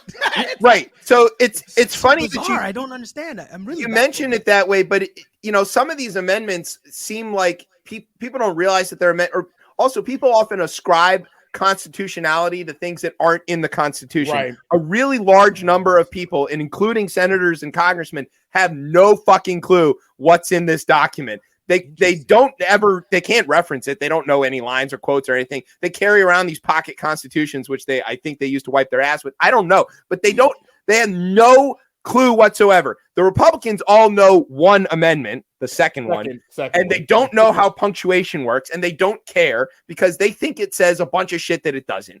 And everybody else is like hung up on what the founders meant. And there you go. Often you don't have to look at what they meant. You can just look at what they wrote. And sometimes what they wrote is in contrary to what they meant. Like they wrote about freedom and democracy and access to voting, but they meant not for you, certain kinds of people or women or anything else like that. So it is a complicated thing, and we don't teach civics in this country, so we can be forgiven for not having anybody who knows any fucking thing. We're from DC. Our local paper is the Washington Post. We have no choice but to know this stuff. But everybody else outside of the Beltway, they have no clue. No clue whatsoever. Fascinated by it, just curious, And think about it, you don't teach it in the schools, so then there's only, if you really want to learn about it and know how this shit works, you can go out and get the information. You can literally just look it up. You can look it up, but if it's not in the schools and people are already disenchanted with politics in general, the same people who are in power, this is the way you get to keep it. I don't know, it doesn't look good. It doesn't look good. It does not. In this story about the subpoenas, though, there was this piece of very unintentional comedy that I want to read to you. Here's the first sentence, which I think is hilarious. Giuliani's lawyer, Robert Costello, full stop. Giuliani could find somebody willing to represent him. He had this quote where he says, "It should be obvious even to a non-lawyer like Benny Thompson that besides executive privilege, we have attorney-client privilege, and to my knowledge, Donald Trump hasn't waived that privilege." Speaking of non-lawyers, your client, Rudy Giuliani, not a lawyer, disbarred. Wow. Hilarious. Remember, that was the mayor of America, right? That's America's mayor. Events, like he was, he was. There it is. He had just kept his head down.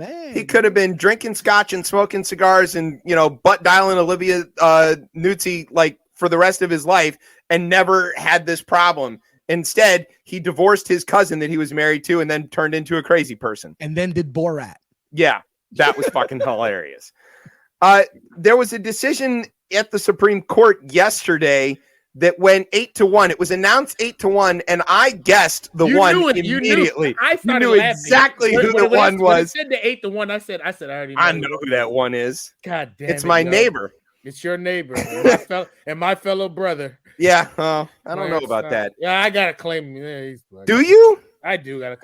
Because his wife financed the insurrection. I know. It's hard. It doesn't change the color of his skin, though. God damn it. That's not the point, really, right? I mean, it's just shameful. It is. The Supreme Court on Wednesday rejected Donald Trump's request to block the release of his White House records to the committee investigating January 6th, because of course it did, because even the judges he appointed were like, nah, dude, this is blatantly legal. We're going to do this. Of course we're going to do this. He was mad about it, though. He issued various statements that sounded like a 3-year-old screaming. I have a 3-year-old. She screams. It sounds like Donald Trump. I don't know what he thought was going to happen, because he does live in this fantasy world where, like, they're my judges, but they're not your judges, and that doesn't work. Thomas also didn't give a reason why. He's a fucking dick weasel, man. I think I know why. He can't read the filing. Oh, geez. No. He's illiterate. Don't say that. No, he's not illiterate. There's all this evidence, man. Do the research. I will not. Now you're Jordan Clapper. I wish. He's not illiterate. I'll show you this whole theory about that. I know it's obviously ridiculous. On YouTube? No. This has been ongoing before there was YouTube. This goes back to like the questions during the hearings in the 90s about whether he was like legitimate and all this kind of stuff. There's various undertones to some of it, obviously. I know. That's what I'm saying. I feel really weird about it. Even as bad. I'll have to send you the idea, but it mostly revolves around Scalia being a terrible person, which is very, very believable. Oh, Scalia. That's my buddy. Yeah. We had a joke one day of folks like I would probably get along with, and I think I share a birth. Wasn't I shared? Yeah, you have a birthday, and like you both love baseball and like some other stuff, but you don't love opera, and he does. Yeah, what's the name? I'm part Italian. That's why we get along. He's my Goombad. That's why. There you go. All right, let's get on to the Tez talk briefly. Tez, this is about your favorite sport. My favorite sport? Yeah, it's golf. Curling. That's mine. No, the Jew likes curling and a black guy likes golf. Of course. Oh, golf. You like golf? I do. I enjoy. He's a I golfer. Yo, bro, how do you watch golf on TV? Okay, I get don't know. playing golf and Yeah, all okay. this, but how do you watch golf on TV? It's similar to baseball. In Yes, watching, how do you watch baseball? Exactly. Oh, Right, well, I right. can watch baseball for days. I mean, that's Well, Yo, because going there's to a baseball defense in game is baseball. super live, it's super fun. But watching that thing on TV, I can't do it. Watching bro. a pitcher pick apart a hitter is unbelievable. There's You have nothing to- I like have it. a homie who's like a production pitcher is person it? on my crew, and he's obsessed with baseball. I And he watch spent pitching. hours driving in the car trying to spit me the game, and I'm like, so I sat with him, and he's breaking it all down. I'm like, okay, that's cool, but you know, I come from Canada, bro. There's fights in hockey. You know what I mean? Yeah, we can't. We can't. We have compete Tom with Wilson. that. We know about Yeah, that. Yeah, right. We can't. But to Chip's point, you watch baseball because you gotta find love in pitching. You have to. If you can't find the love in the pitching, you're never gonna enjoy it. With golf, Right.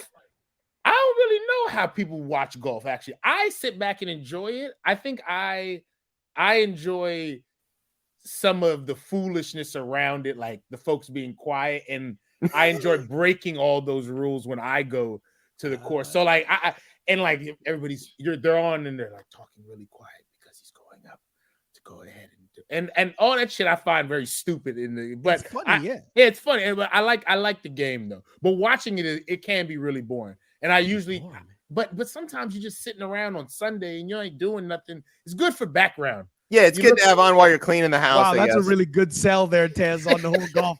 You should work You know there's for a golf- TSN or whatever. You know, there's a golf channel on XM radio. Can you believe that there's golf on the I do radio? believe it, man. There's everything on everything. Everything's on the for Sunday. radio. Yeah. What is golf on the radio? Yeah, And I can't imagine. I'm not Like I try to listen to NASCAR on the radio, and that's pretty No. stupid. But No. golf on the radio? Come you're- on. No, yeah, I'm not gonna sit here and defend that. But this story is wild because how do you pronounce Zach's last name? Is it sure? Suker, I think. Suker? Is it Suker? All right. So right. Yo, that you dude go- looks like my neighbor. Right. They all do. They all do. They all do, Roger. So his clubs didn't arrive, right? Because he's going to a tournament. What is it? He's on the Corn Ferry Tour. He's competing in the Corn Ferry Tour. So Very all right, prestigious. prestigious, right? They get a striped purple jacket. right, yeah, husking away. So right, he goes It's ahead. artisanal corn. Artisanal. I was thinking like those little fancy corns with the Yeah, different the- color. Is right, that the the- artisanal one? Yeah, the That's colored, it? the different color, multicolored. Used to call it Indian corn, but that's Yeah, very terrible. We don't say that anymore. I was not about to call it that. I was No. not about to call it that. Okay. So The right, colored corn. the colored corn. I like that. We're the better, right? Washington football team now, sir. Oh, You now get it right. Oh, now Yeah, you say word is football. born. Yeah. team. Look at What you. the fucks? All right, Right. go on. Tell the All story. right, so Zach, right? He doesn't have his clubs, but he somehow turns his nightmare scenario. He also doesn't have his shoes. He doesn't have shoes either. Excuse me, I missed that part out. He doesn't have shoes either. So, per Ryan French, also known, I think his Twitter handle is a case of the Gulf one. Suker's clubs didn't arrive for his opening tee off, and what he ended up doing is he got sneakers in a few clubs from other people inside this tournament, and then he went on to birdie the first 5 holes. Right. And any folks who don't know Yeah. about birdieing, right? That's Yeah, trying yeah. to shoot. Right. Okay. All right. He got under par. He did Well, well. under par. Right. I think for the shoes, hold on, I'm looking through the article, right? Weren't they just a pair of sneakers? Just a pair of sneakers. Which that's how I usually show up to the golf course and make people upset. Like I just show them some busted ass sneakers. I was out there in like some LeBrons one time. Nice. if we get That's the why they gig don't with let black people in the country club, bro. They're They like, don't. see, they're gonna come and wear this shit. Exactly. Their rap music. Whenever when the day I have like big money, I'm gonna make a country club that's open to all, but we will have certain like requirements. when I It'll go be hard for white people to get it. when I go for my once a year golf tournament charity thing, I don't actually play the golf. I just ride around in the cart. I have this whole playlist exclusively meant to irritate all the people. It's like a lot of like Tribe Called Quest and stuff like that, which is like, you know, fun to listen to while you're just riding around in nature, drinking beer. Getting drunk on the golf cart. Yeah, it's fantastic, and it definitely irritates most of the people. You know what though? A lot of deals happen on. I've met a lot of Yeah. good folks on the golf course, like random people, and I'm like, wow, all right, you do. cool. They'll be nice to you when they don't see anybody, looking at them. Exactly. And also, too, we're out there in like the middle of like the golf course. Like I got a weapon, they have a weapon. Like It levels the playing field. They don't want to get me upset. I'm like, Well, we're angling to get to be part of this charity golf tournament to help support our favorite new minor league baseball team, the Crop Dusters, the only Crop Dusters. And so shit name. literally Crop Dusters. Wow. And we're very excited. I was in communication with the owner of the team today. So we're going to get to play well, I'm not going to play. I'm going to caddy. Tez is going to play. And I will drink beer, drive the cart, and run the playlist for him. So Tez, you're gangster on the court. You're gangster. So I started working out this year, and like it was just more so because I got close to like 270 pounds. I was like, this is too fat. I gotta this is not good. He visited Twist too many times. So I was like, eating too much oxtail. Yeah, the price. So right. So I was like, that's how I know you're rich because oxtail not cheap. It's expensive. Not anymore. Shit, it used to be really cheap. Exactly. Cheap, yeah. Right. So I was like, let me just work out. I was doing some sit-ups, but then when I went to play golf early in the year, I was like, oh shit, my core is good. I started like hitting the ball and like it went straight. And I was like, so you work out a little bit and you do a couple sit-ups and now. And I go to me going like a Top Golf now is like someone who sings and goes to karaoke. Oh, okay. When I go to it's not people don't have fun because I'm just like, all right, you just we're going 200 some yards and I'm just gonna go sit down and drink a beer. But you know who's supposed to be gangster at golf, bro? Scarface. Scarface is it's supposed to be really good at golf, and then Schoolboy Q, I hear is good at golf as well too. Yeah. Yes. See, this is what happens when you get money. You have to spend a lot of time getting good at golf. That's how that works. Get a record deal, golf membership. Even when you don't have money, you can just go fake it till you make it. And go, yeah. Don't let the play down at Haynes Point. Don't let the oxtail fool you. I'm going broke. My credit card's maxed out by. DC has public golf courses. We're good. There's a public golf course in Ann Arbor. It's used exclusively for tailgating. No one's out there. It's only 3 weeks out of the year you can play golf in Ann Arbor. It's otherwise covered in snow.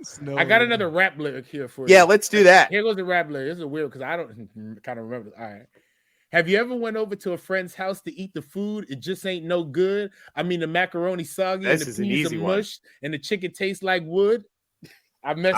This is an easy one. I don't know that one. I messed up the cadence though. But Chip, who is it? Okay, so that's in Rapper's Delight, but the question is really who wrote that line, because there's this big argument whether it was Kaz or whether it was Wonder Mike, and I believe that the story goes that I'm Wonder Mike and I say hello. Yeah, and the story goes that he got the call to come and record this song and needed more rhymes than he had, and he asked Kaz for his notebook, and he was like, "Sure, whatever, buddy," and he gave it to him, and then. You spit the lyric. Yeah, and it's funny because there's even this whole like part of the song about it's not okay to bite lines from other people. Yeah. And he's literally reading it out of another guy's book. I got one other one, and you're gonna know this one, but I like this one because it's full of food references in this one. Big wheels, big straps. I like it supersized. Passengers are red bone or weave look like curly fries. Inside fish sticks, outside tartar sauce. Pocket full of celery. Imagine what she's telling me. Blowing on asparagus, the realest shit I ever smoked. I don't know that one, B. That's Young Jeezy. Oh, I don't know Young Jeezy. Bro. He said no. I don't like.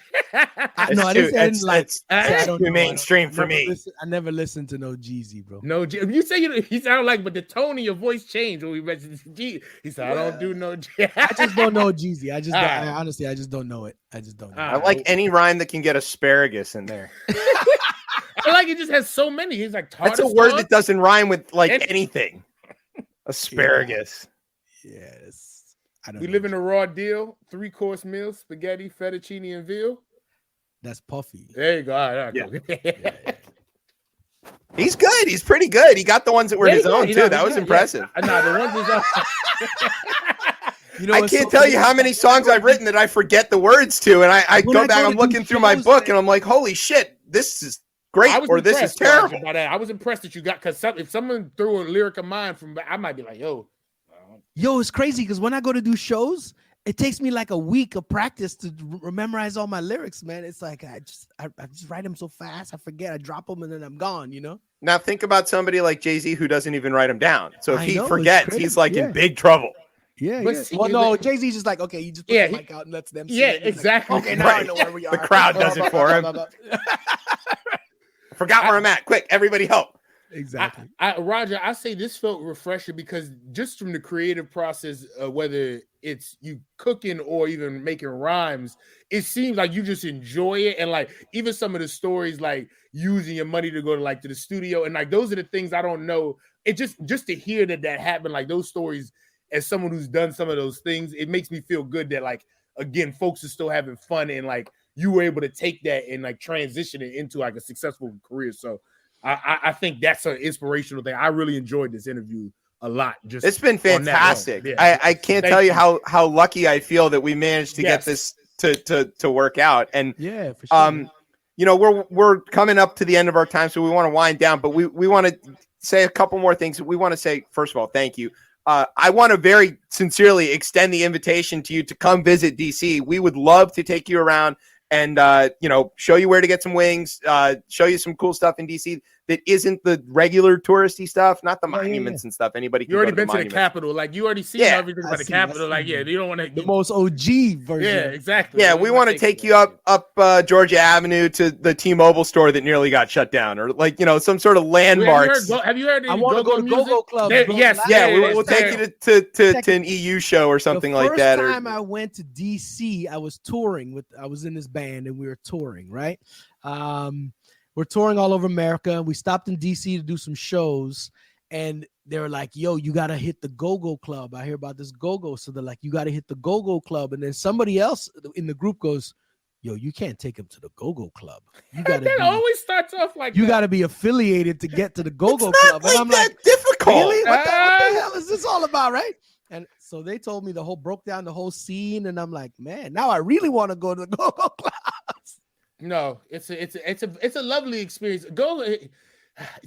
I'll say there are certain clubs that again was crazy. Like even before my time, the Ibex is the one that comes up for most folks. Well, back at Nations, when we used to go to Nations, that was like where it would get real fuzzy. But the vibe and the energy, the vibe and the energy of a go-go is something that is just insane. Like it really takes you over. It's hard. The reaction to like the interaction between the stage and the crowd. It's almost like if you're there, you're part of the show. You are part of the band. Like band doesn't work without the crowd. Like one time I was at a show, Backyard. They did a show and 2 Chainz was on the show with them. But 2 Chainz opens for Backyard. 2 Chainz isn't the last act. Yeah. Wow. Backyard is the last act. Wow. So that is just like, and I've always respected the city and the music that's how they treated it, even for like the larger acts. Or like Kanye West, when his first album dropped, he came to I think it's Club U, or it was a Club U, and he was doing his songs with Listen Band. Yeah, I think I saw something with like maybe M opened up for Junkyard at 9:30, like back in the early 2000s or something like that. I saw this, and this was like an insane thing, but it seemed normal to us. Yo, man, I gotta come check out these Momo and the Go-Go joint and maybe revisit the Capitol. Yes, we'll get you security clearance for that. No, he's gonna get us security clearance. He knows. Yeah, right. He knows not security. He knows the Capitol Police. That's right. Don't want to call him security. All right. He's got juice. Well, he's got to get into the country first. I don't know if we're gonna open our borders yet. Crazy. All right, so as we're gonna go out with Roger's song "Greed," which is really, I think it's my favorite of your songs. It speaks to me in a lot of ways. I think everybody should listen to it. It's very important. So where can people follow you? How can they get in touch? How can they, watch the shows and all that kind of good stuff? All right, so go see how my name is spelled there down under my thing. Hit that and just, there you go. At Roger Mooking, everything. Facebook, Twitter, Instagram, everything is at Roger Mooking. RogerMooking.com is my website. So go dive in, check it out. You're listening to Greed, baby. All right, and your show, when does the next seasons of various shows come back out? Right now, Wall of Chefs is launching out in Canada. We're on the 3rd episode for this year, so Mondays at 10 p.m. Eastern Pacific time. You can check that in Canada. Man Fire Food is always a stupid amount of reruns. There's a weekend marathon every weekend, so you Yes. can go sit down all day, watch Man Fire Food. There's lots of stuff. Fantastic, and we can't wait. We're hopeful we get you back. You know, when your next project comes out, we'll get you on. You know, if you want to open up a restaurant here in the district, we can help you make that that happen. All right. I don't know, Tez, you got anything else to add to all of this? This has been an unbelievable show. Great. Roger, if you get very famous after doing this show, you owe us a beer. Okay. Yeah, right. you owe me a plane ticket to DC. We got that. We can definitely we'll put you on. We're Southwest now. We got Southwest. Oh, Southwest. Oh, I can't wait to go on Southwest. I took Southwest once, and then I called my manager. I said, "Make sure I never fly that shit again," because they don't give you a seat, and people were bowling over the 85-year-old women to get to a seat. It was the most revolting thing. Wait till you get on Spirit. Yeah, Spirit's a whole nother animal. Oh my God. Don't worry, he's big time. He doesn't need that. No, I don't do that. We'll fly him into BWI. I love it. Yeah. We'll make him fly to BWI and kind of knock him down a peg or two. All right. Anyway, Thurgood Marshall. Hey, they named it after him. They did. I'm not mad at it. I'm not mad. I'm good with it. Better than I'll tell you about my old house. Nationals name Reagan. We don't call it that. It's It's called National Airport. We do not recognize the name of an airport named after a guy who fired all the air traffic controllers. That is unbelievable. How did he get an airport? Anyways, I don't know. Newt Gingrich. That's how. All right. We're playing Greed. We're gonna go out on Greed, but we want to do our little thing. So we want to say thank you to Roger for joining us. It's a huge honor. We can't wait, for the episode of Mumbo Sauce on Man Fire Food. We'll teach you about half smokes. You know about half smokes? That's a whole other thing. We got to teach you. Yeah, I know about half smokes. Okay, we'll take him to Ben's. We'll see what we can do. I got to go off and have a baby tomorrow. So if you're watching this, tomorrow this time I'll have a third kid. That'll be pretty interesting. We want to show you the things that DC is known for besides intractable gridlock, not just in our roads, but also in Congress. And we want to say thank you to our radio partners, Stitcher, iTunes, Google, Spotify, all those guys. Thanks to NOTN for keeping us on twice a week, we assume, although we haven't checked. Thanks to our digital media, Beef Wellington, Key Wayne, Baltimore. And thanks to our home on the interwebs, coplaymedia.com. And thanks, as always, to our family here at Rip Radio for making us sound as smooth as smoked Canadian bacon. Ooh, I love it, bro. Yeah. All right, Tez, where can everybody follow you on the social medias? On Twitter at DC Cortez, on Instagram at Ketchum Quarter. All right, and you can find me and the show on Twitter at ChipChatRR, and you can find us on Facebook and Instagram at RipChipChat, and you can't find my old Twitter because it got thrown off completely.